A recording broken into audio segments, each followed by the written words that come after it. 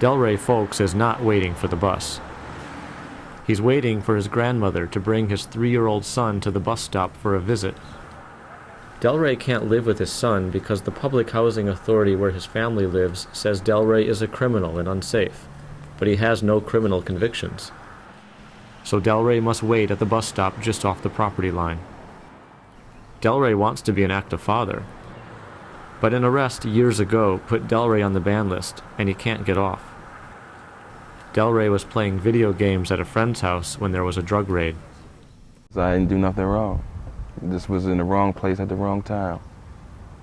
The case was never prosecuted, he wasn't convicted, but the arrest itself placed him on the ban list. And then after that, the only criminal involvement he's had is when he's been arrested for trespassing on Hacker property as a result of being on the ban list when he's tried to go visit his family members. Yeah, there you go. I can't visit my son at his own home. Holidays like Christmas and Thanksgiving, help him with his homework, and I can't even pick him up or take him to school. And I've been on the ban list his entire life. Delray's family wants him around, helping raise his son, but the government is keeping him out of their lives. For the women and children who live in public housing, the banned list is a burden that breaks up families. The only thing I can say about the banning list is destroying people's family, and it's not right.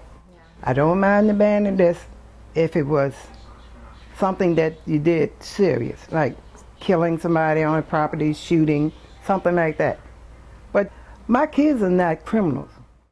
Delray's predicament is not unique. More than 500 people are on the ban list at the Annapolis Housing Authority. James Alexander was banned from seeing his daughter in her mother's home based on a juvenile arrest in which he was never prosecuted or convicted. So the baby's mother, Delonda Moses, had a choice: raise her daughter without a father or move away from the support of her family in public housing to be with James. The ban wouldn't even let James pick up a baby bottle. And he rushed up to the porch, picked up the bottles, and he was coming off, and the police saw him, and he was arrested for trespassing.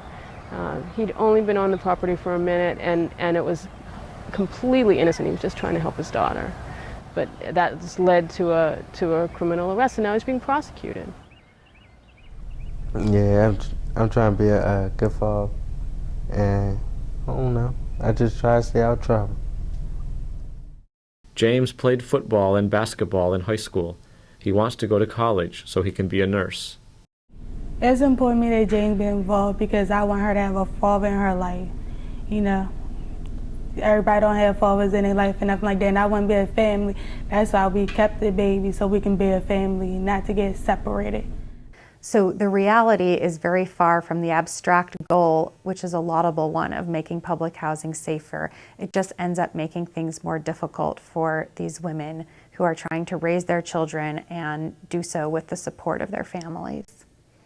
They got this banning list and these fathers can't participate in the kids' life. It's wrong, because if they didn't want to be in the kid's life and could be in it, they would have something to say. Oh, he got these kids and he don't do this and he don't. They got kids now and they still can't do nothing with them because of the banning list. In the effort to clean up public housing or to rid public housing of drugs, these law and order policies come on and make life that much harder for single mothers. Would you want the government to come in and say who you can invite into your own home, and to potentially arrest your guests if they dared to come into your home against the will of the government?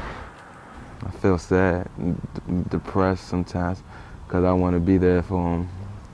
I want to show them that I care about them.